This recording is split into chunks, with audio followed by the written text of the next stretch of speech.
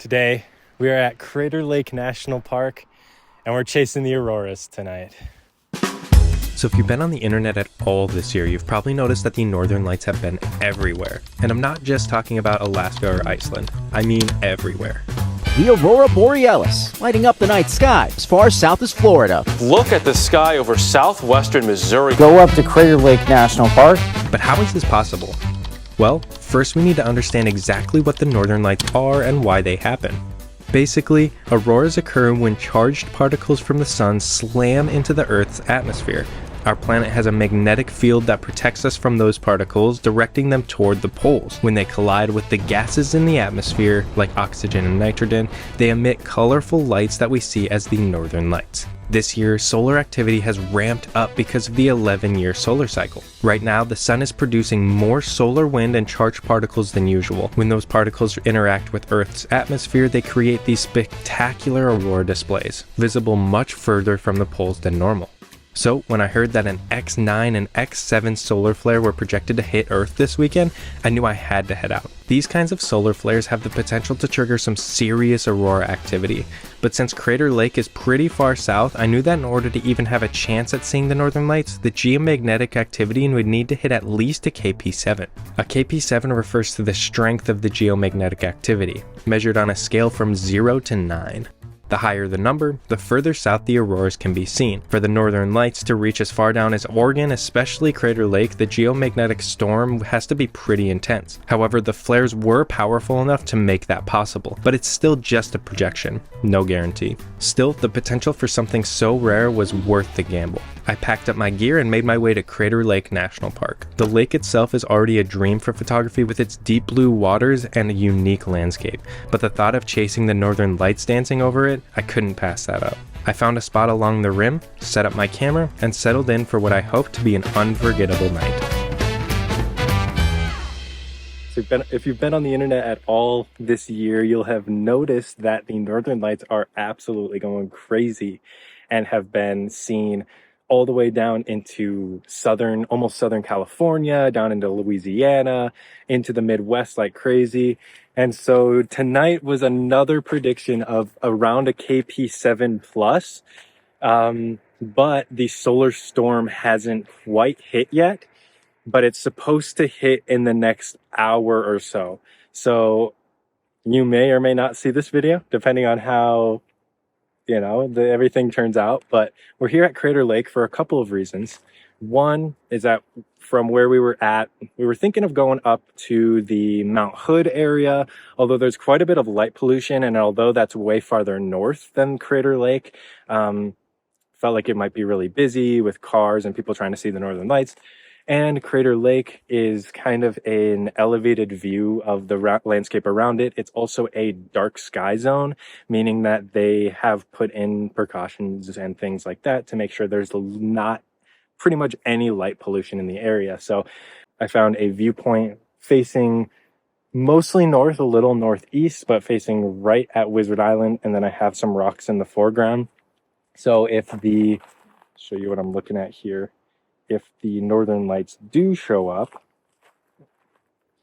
they'll be in the sky to the left of the scene a little bit and then possibly over through Wizard Island. But I wanted to make sure that this whole rock formation kind of encapsulated the island, and then make sure I got also high enough where the top of the mountain, Wizard Island, isn't touching the land on the other side. I want a little bit of space to show a little bit of water.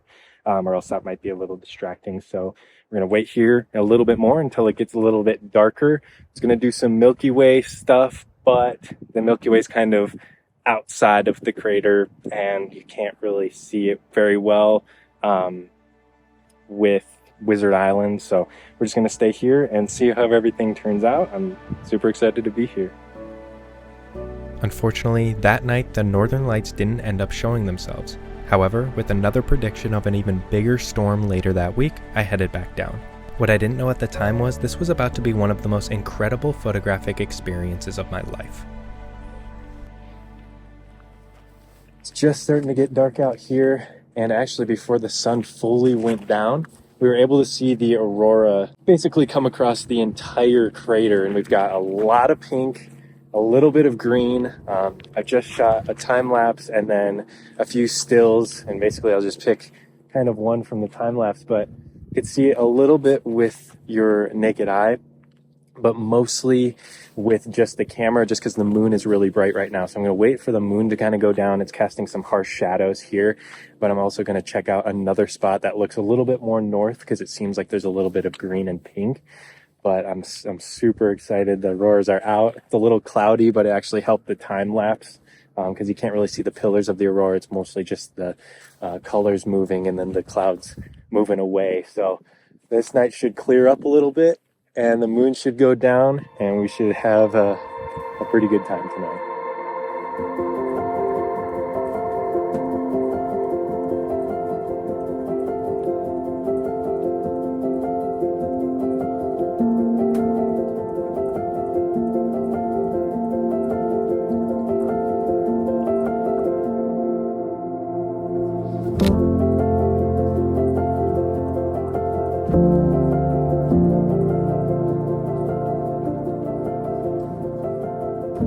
I didn't necessarily like how harsh the shadows were created by the moonlight, so this image was taken just after sunset where the light was more even and the color in the sky wasn't as intense. I moved over to a different spot to face more north, and here the moonlight really helped light up Wizard Island in the middle of the lake.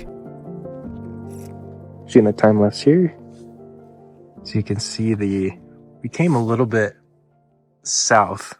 So we're facing a little bit more north, and as you can see, there's a little bit more green there above Wizard Island and the crater. So I've got, you won't be able to see until I show the time lapse, but I've got kind of these roots of the tree leading into Wizard Island over there, and then the auroras back there. You can see there's some clouds moving, some pillars have been going up and down. It's been really nice night out here so far.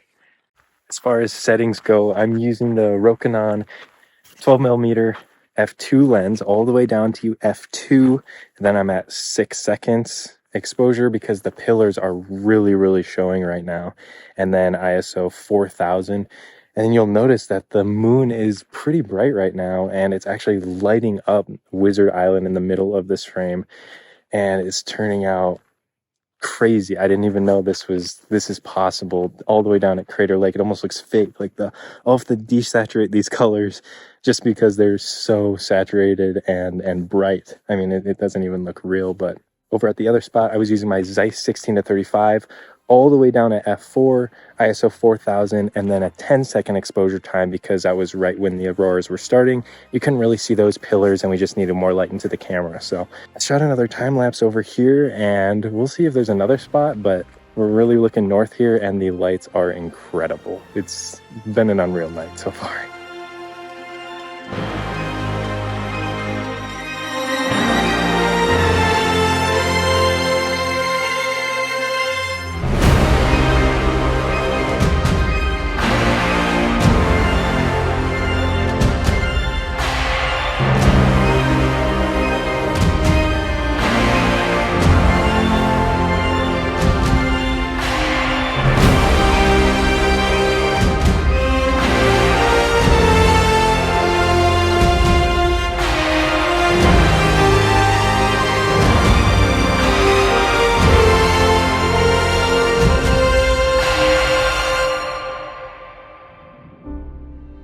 With the new moon the week before, I was able to capture a Milky Way image I was really happy with. When it comes to focusing in the Milky Way, especially if you have everything out to infinity, I'm using a manual lens, and it's a very accurate manual lens. So luckily I can just put the focus dial all the way up to infinity, and that works for me. But what you can do is that you can find a bright star in the night sky and focus it so that it's as small as possible. So you just want to zoom into that star when you're focusing on manual focus and get the star as small as possible and play around with it a little bit, take a couple images, and that should get you really nice focus. The Milky Way.